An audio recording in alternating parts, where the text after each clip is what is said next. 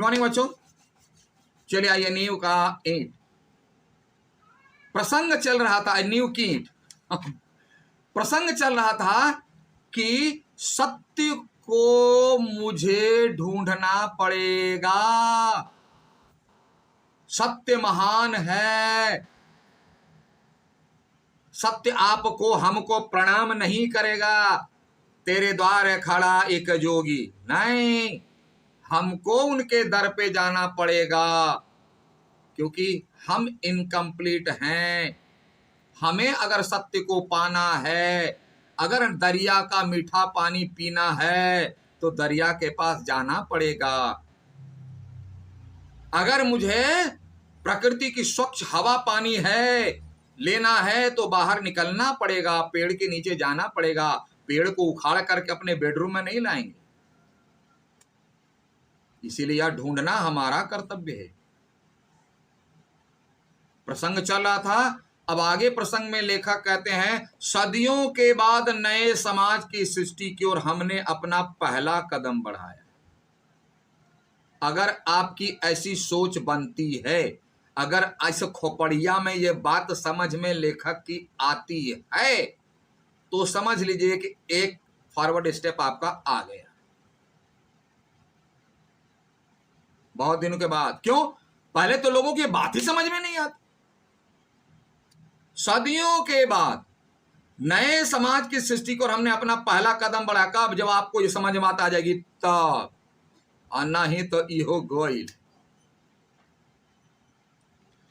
इस नए समाज के निर्माण के लिए हमें नींव की ईंट चाहिए। पुराने चावल का ही पंथ पड़ता है। यानी इसमें अनुभवी लोग चाहिए, ज्ञानी लोग चाहिए, क्योंकि उनके त्याग से ही समाज सुधर सकता है, समाज बन सकता है। ऐसे नहीं। अफसोस किस बात का कि कंगूरा बनने के लिए चारों ओर होड़ा होड़ी मची है। मैं आगे, मैं आगे, पानी वाले, राशन वाले, टिकट वाले लाइन में भी हैं, धक्का मुक्की, मैं आगे। नहीं बढ़ने वाला है। नींव की ईंट बनने की कामना लुप्त हो रही है कि चलो भाई, मेरे कष्ट पाने से दूसरे को का भला होता है तो हो जाए। ऐसा ढूंढने पर भी नहीं मिलेगा। किसी भी इंजीनियर के पास जाओ और बोलना, सर मैं एक ऐसा टॉर्च चाहता हूं जिससे ढूंढूं तो ऐसा व्यक्ति मिल जाए। इंजीनियर का जवाब, सूर्य को भी अगर टॉर्च में फिट कर दो तो भी मिलेगा कि नहीं मिलेगा, गारंटी नहीं। वही कह रहे हैं, नींव की ईंट बनने की कामना लुप्त हो रही है।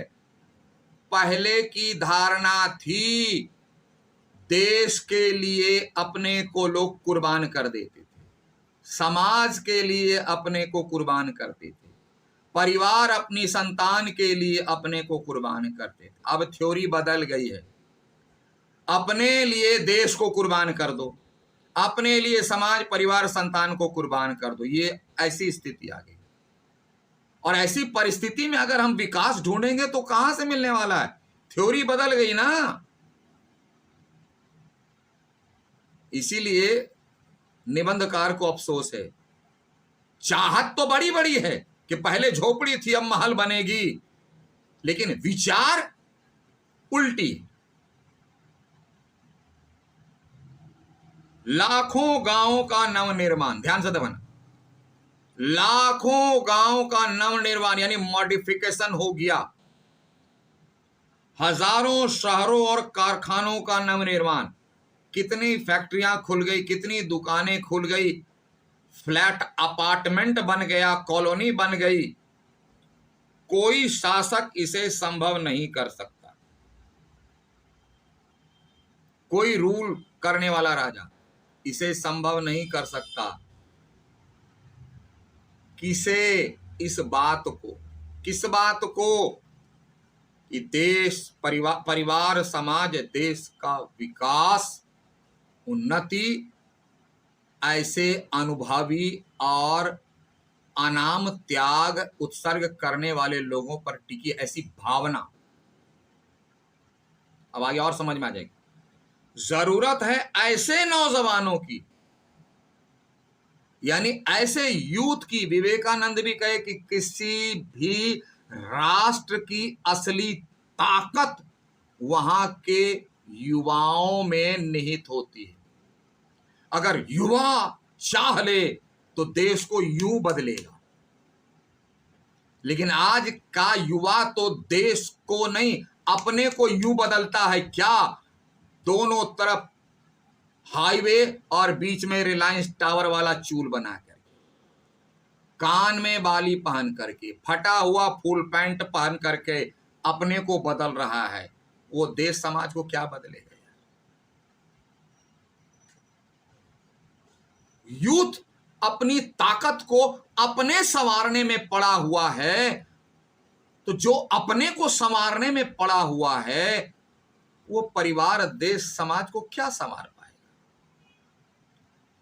ऐसे आज जो ऐसे नौजवानों की जरूरत है जो दूसरों को, यानी परिवार को, समाज को, देश को संवारने के लिए अपने को नींव की ईंट बनना पसंद करता है।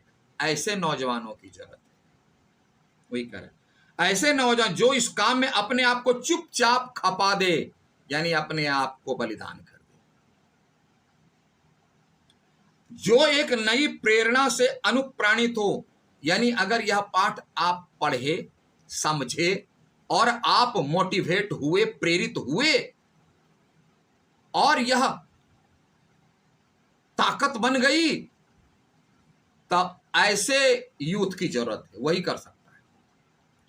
एक नई चेतना से अभिभूत हो। नई चेतना मतलब न्यू थिंकिंग डेवलप कर गया आप में। किस प्रकार की? इस प्रकार जो अपने शाबाशियों से दूर, जो हमको मेडल चाहिए, हमारा पेपर में नाम आना चाहिए, हमारा यहाँ पर एक जो है ना क्या बोलते हैं 3x4 का बोर्ड में मेरा नाम आना चाहिए कि इन्होंने शहादत दी, ऐसे लोगों की जरूरत नहीं।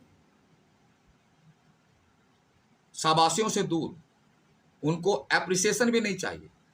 दलबंदियों से अलग हो, यूनिटी, यूनियनबाजी, इससे दूर, मतलब नहीं। जिनमें कंगूरा बनने की कामना न हो, मेरा नाम टॉप पर आना चाहिए इसकी ख्वाहिश न हो। कलश कहलाने की जिनमें वासना न हो, यानी टॉप में रहने की वासना। वासना कहते हैं एक ऐसी इच्छा जिसकी पूर्ति नहीं होने पर आदमी बेचैन हो जाए, उसे कहते हैं वासना। तो ऐसी इच्छा नहीं हो कि मेरा नाम क्यों नहीं है, मेरा नाम क्यों नहीं, दंगा कर दो, फसाद कर दो, हड़ताल कर दो, ये नहीं होनी चाहिए। सभी कामनाओं से दूर हो, यानी अपनी इच्छा से दूर, सभी वासनाओं से दूर, ऐसी इच्छाओं से दूर। ऐसे यूथ की जरूरत है आज। बनना तो सभी चाहते हैं, करना कोई नहीं चाहते। आपने पढ़ा होगा बुद्ध वाली घटना, मॉरल लेसन में कहानी आई है, पढ़े होंगे कहीं, कि गौतम बुद्ध एक जगह गरीबों के दान के लिए वृक्ष के नीचे आए थे। उनके भक्तों ने बहुत सारे दान दिए। एक भिखारन के कान में यह बात गई तो उस भिखारन को एक कोई फल दिया था। उस फल को वह एक बार ही खाई थी कि कान में बात गई कि बुद्ध आए हैं, गरीबों की मदद के लिए कुछ दान चाहते हैं। तो वही जूठा फल और जाकर के दे दी तो बुद्ध भगवान दोनों खड़े होकर दोनों हाथ से लिए। और ये लोग बड़े बड़े जो लोग थे, दानी, उनके भक्त, वो जो कुछ दे रहे थे तो बुद्ध जी एक हाथ बढ़ा के ले रहे थे और अपने शिष्यों को दे रहे थे कि इसको रखो। भक्तों ने देखा, बड़ा आश्चर्य हुआ कि हम लोग इतना इतना दान दे रहे हैं, एक हाथ से ले रहे हैं और शिष्यों को दे रहे रखने के लिए, और ये भिखारन बुढ़िया एक जूठा फल ला के दी। तो उठ खड़े हो गए, दोनों हाथ फैला के ले लिए।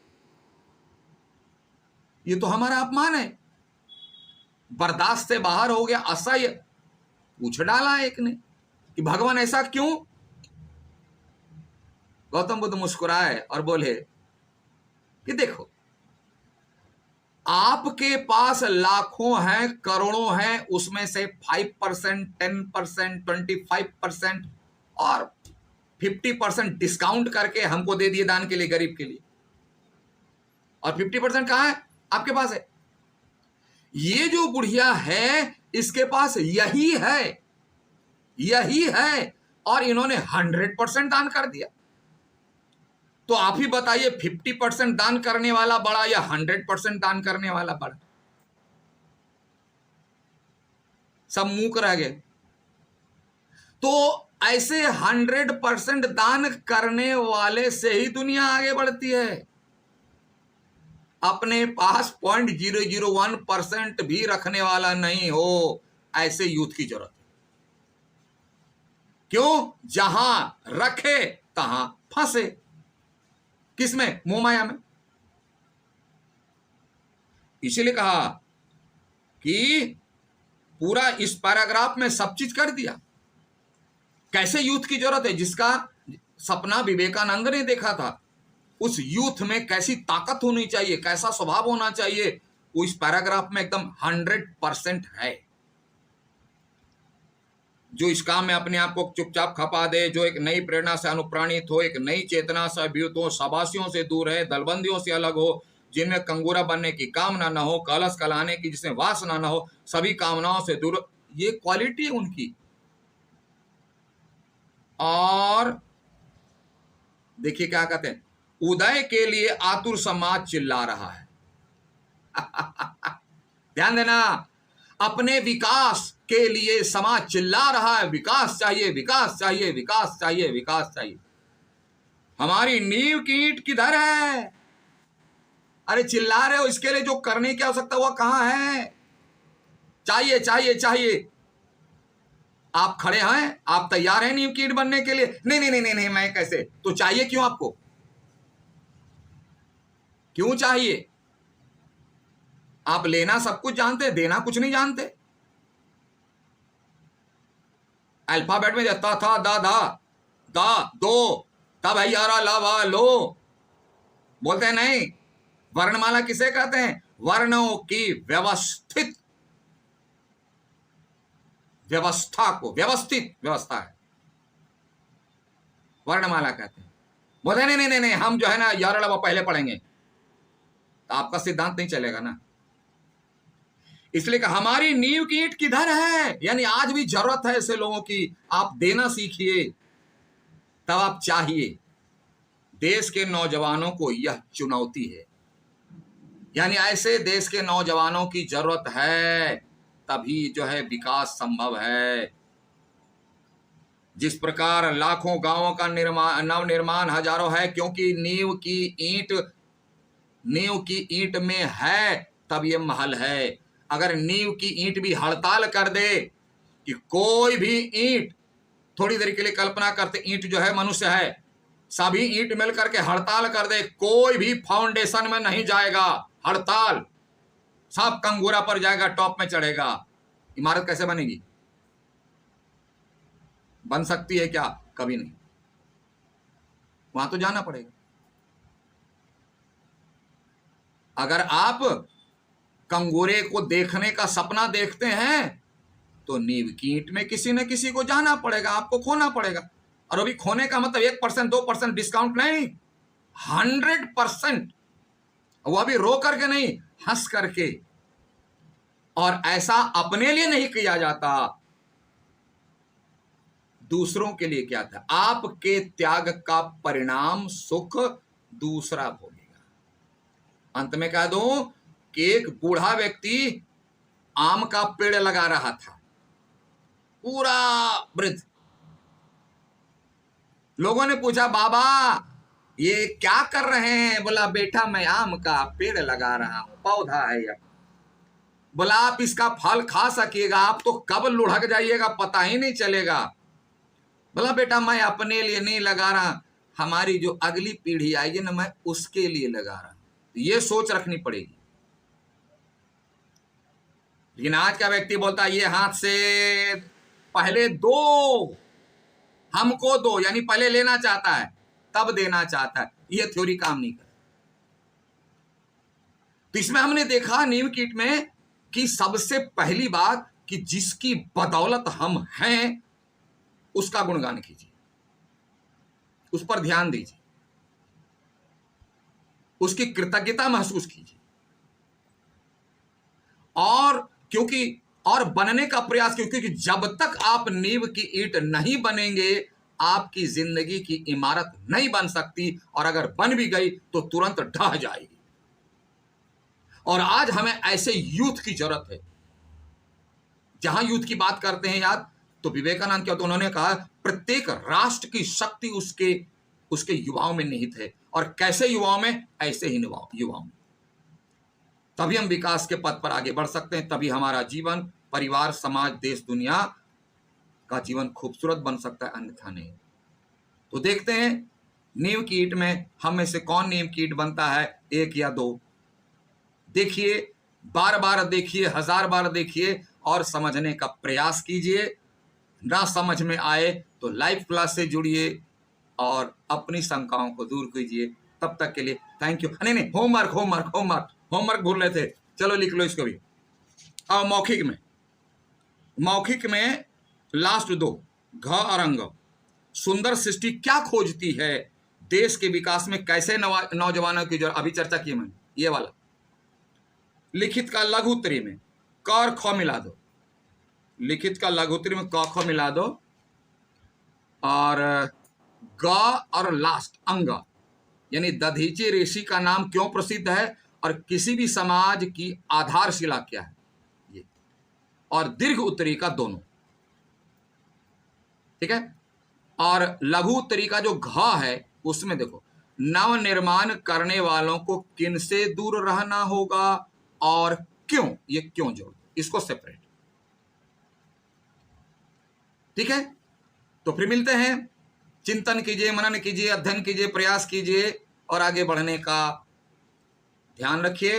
तब तक के लिए thank you, have a nice day.